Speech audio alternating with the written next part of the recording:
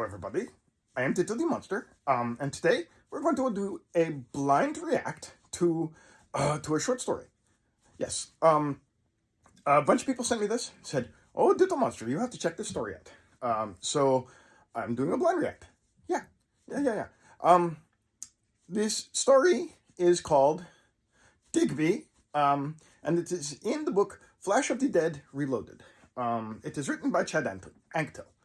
Anktel? Is that right? Yes, Chad Anktel. Yeah. Ditto's not usually into scary stories, but a bunch of people said, oh, you gotta check this out. So, here we go.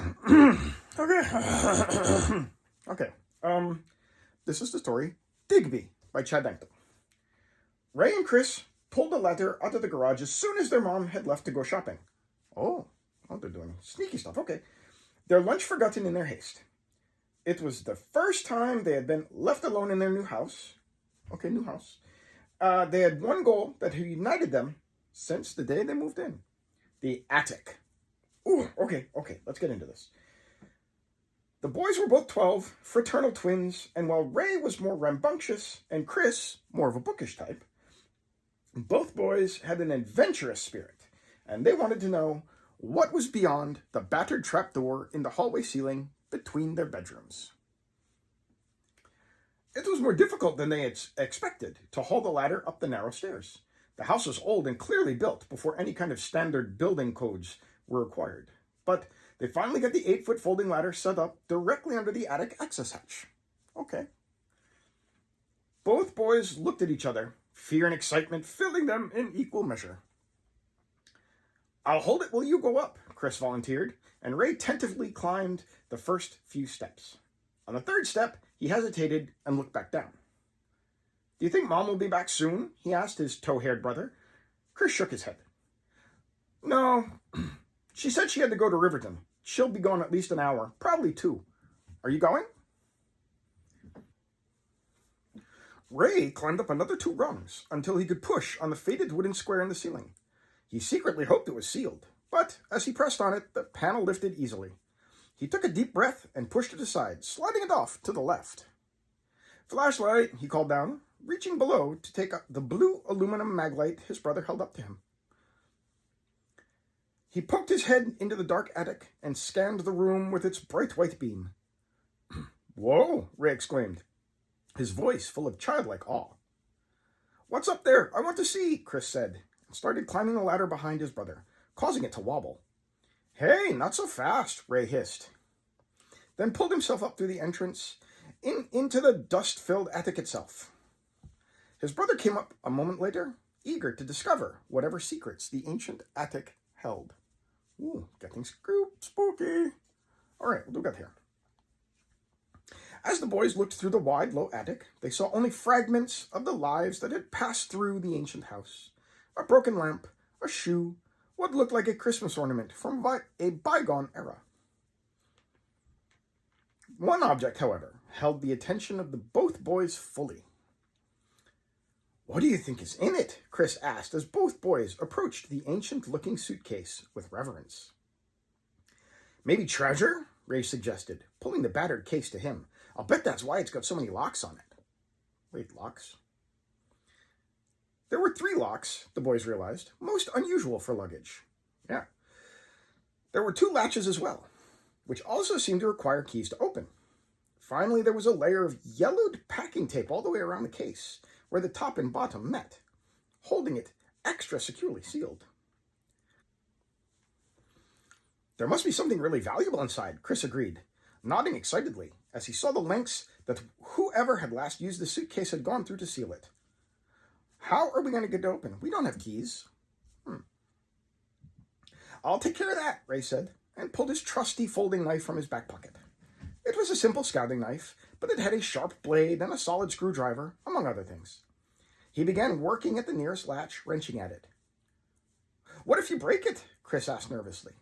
"Who cares? It's not like anyone is coming back for it," he protested, twisting his knife again and popping the first latch with a crunch. "I just want to see what's inside." "Ooh, now so do I." It's very exciting.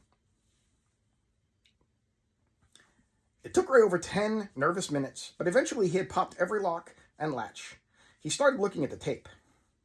"It's got something written on it," he said, shining the flashlight on the age-worn seal. Can you read it? He pointed out to Chris.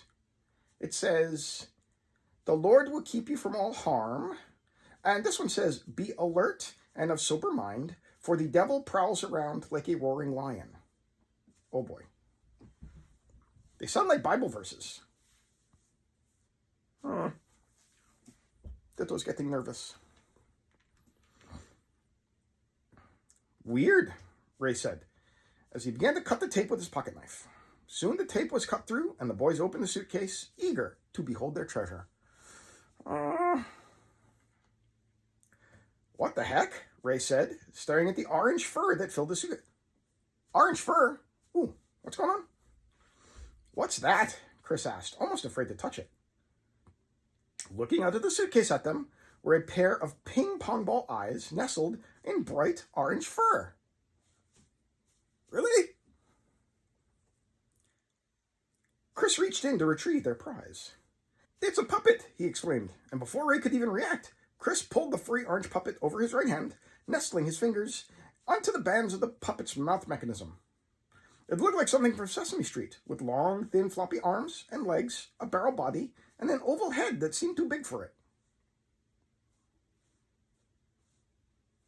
Seriously? It had a black felt mouth with a pink tongue glued to the floor of it. Okay. Starting to see why people sent me this. It's a little creepy. But this is a very handsome puppet, I'm sure. It's very nice. Okay. Where were we? Oh yeah, it had a black felt mouth with a pink tongue glued to the floor of it, which Chris opened and closed a few times as practice. "Hi, I'm Digby," the puppet said in a thin, squeaky voice that seemed to echo in the low ethic space. Ray laughed. "Hi, Digby, I'm Ray," he said, giggling as he answered the furry creature his brother had suddenly brought to life. "I didn't know you could do puppet voices, Chris." "It's just my voice, Ray. Always has been," the puppet said with an exaggerated chuckle. "Let me try," Ray said, reaching over to grab the puppet from his brother. But the puppet slapped his hand away with a furry paw. Ray looked confused and stunned. "Yeah, me too. What's going on?" "Chris, come on, just let me try him," Ray said, looking at his brother in the face. But he didn't look right. "What's wrong? You look weird." "I'm okie dokie fine, Ray," the puppet said, and Ray realized that Chris's lips weren't moving as the puppet spoke. "I feel so much better now that I'm out of that smelly old box." Oh boy, that is never good. No, that is not good. "Chris, what are you doing? It's not funny. Take the puppet off now," Ray said, an edge of fear in his voice. "Oh, come on, Ray. Don't you want to play with your old pal Digby?" the puppet said, and its high, squeaky voice began to take on a tone of dark malice. Oh, I'm kind of frightened. Ray felt a chill down the back of his neck. "It's been so long since I've had friends to play with, and I am so hungry." The puppet's voice noticeably began to deepen and echo as it turned its ping-pong ball eyes toward him. "Chris, come on, stop it," Ray pleaded, but Chris wasn't even looking at him. His body was rigid, and his eyes were fixed on nothing but the darkness surrounding them. Ray started making his way back to the attic exit, but Digby's round eyes followed him, tracking him like a predator. Ditto was kind of afraid. "I said I haven't had anyone to play with in such a long time, Ray," the puppet said, and Ray watched in horror as long, sharp teeth began to extend from the furry monster's palate. "And I'm so very hungry." The creature, still attached to his brother's arm, began to prowl slowly towards Ray, its black felt pupils fixated on him, its long faux fur limbs pulling it closer and closer, dragging the paralyzed body of his brother Chris along as it crept slowly forward. Ray almost made it to the attic exit, but the puppet lunged forward with unexpected ferocity and sunk its teeth into his neck.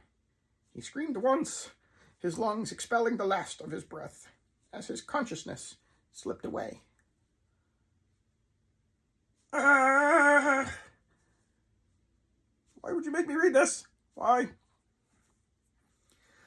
Okay, there's more. The boy's mother returned as the sun was hanging low in the sky, setting her bags down heavily on the kitchen counter, when she heard Chris call out from the living room. Hey, Mom, come in here. I want you to meet Digby. Oh, no, don't meet Digby. She rounded the corner and let out a gasp, dropping the jar of jelly she was holding onto the hardwood floor, its sticky contents splattering across her shoes. Her son lay on the couch, unmoving, unblinking, with a furry orange puppet dangling from one of his arms. Isn't he neat? The felt-lined mouth opened and closed rapidly, miming the words. Her mind raced wildly, her jaw hanging open. The voice was unmistakably her boy's, but Chris's pale, blue lips never moved. That was very scary. The puppet is very handsome, obviously, but very scary. And I don't know, Ditto will not sleep well tonight. Yeah, but very good story, very handsome puppet. Thank you. I hope you enjoyed. Why are you going to make the puppet the monster? Huh? Monster puppets have such a hard time. Yeah, monsters have a hard time in society.